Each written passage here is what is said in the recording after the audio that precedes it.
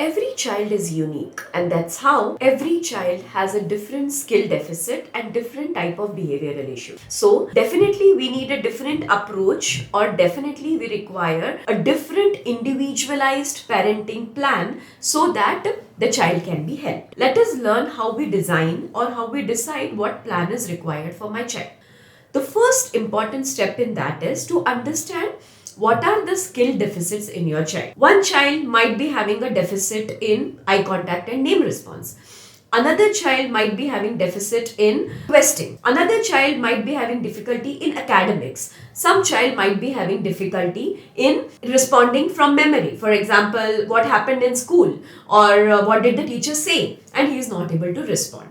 So first is you have different types of skill deficit that the child can have. Second, once you get to know the skill deficit, you need to understand what are the prerequisites to teach these skill deficit. That means, what do I have to teach the child first so that the child gains these skills? So for example, if the skill deficit for my child is play skills, or he is not able to play, my first thing I have to teach is eye contact. Because if he is not even looking at me, how I will teach him how to copy? If he is not copying me or imitating me, how he will learn a play skill?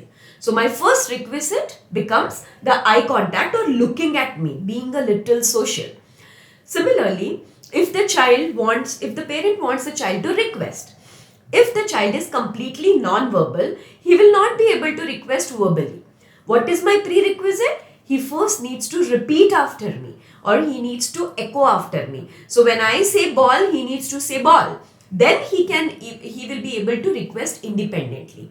So you first might have to teach repetition to the child rather than requesting. So like this, you first have to understand what is the deficit in the skill. Second, you have to understand what is the prerequisite skill to teach that deficit. The third important thing is, how do you teach that skill? That help needs to be taken from the expert. Can be a speech therapist, can be an occupational therapist, can be an ABA therapist. Whoever is the required person, you need to understand which person will be helpful for me to teach this respective skill, and take the help of that person on teaching how to do that or how to teach that skill. The fourth important thing is, you need to be consistent. That means every day you have to follow that. Whatever happens in a therapy center is very temporary, or I won't say temporary, but it is very much less time the child is there in the center. He spends 1, 2, 3 hours a day in the therapy center, but the whole 20 hours, 18 hours, 15 hours a day he is spending with you.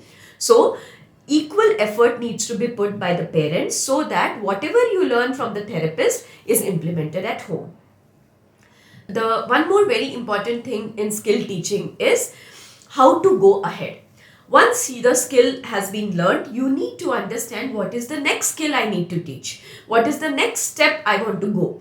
For this, again, you have to take the help of the therapist so that they teach you the next step, and then you start teaching your child.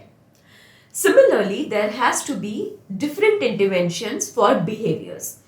Every child's behaviors are different, and every child shows the behavior for different reasons. But you can group them in particular groups. So for example, a child might show a behavior for attention. A child might show a behavior to get something, get a toy, get some play, or he wants you to take him out, or whatever he wants to get something. And third is, he wants to get out of something. That means the child doesn't want that thing. He wants to escape from that thing.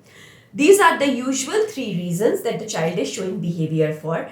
And the fourth reason is, child is uncomfortable, or child is having internal issues, child is hungry, child is thirsty, child is having pain, or child is having some internal issues which you are not able to understand, and child is showing a behavior.